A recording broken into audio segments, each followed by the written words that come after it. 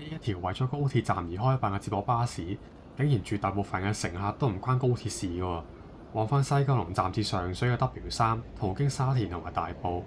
2018年隨住高鐵通車而開辦。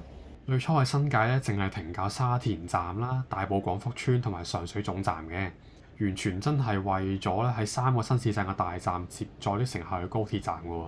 咁啊，客量就一如某人所料啦。除咗頭幾日多啲人嘗鮮之外咧，冇幾耐個客量就跌到落地核啦。咁啊，適逢疫情就大幅上壓班次咯。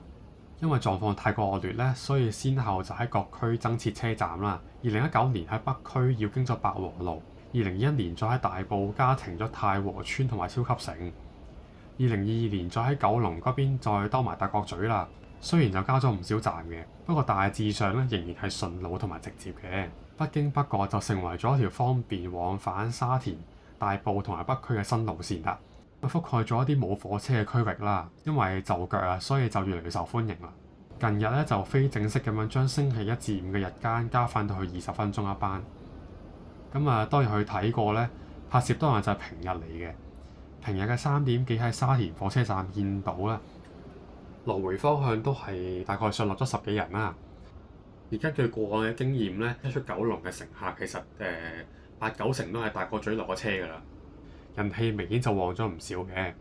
呢個時間可能已經係少人啲㗎啦，如果係假日就梗係多啲啦。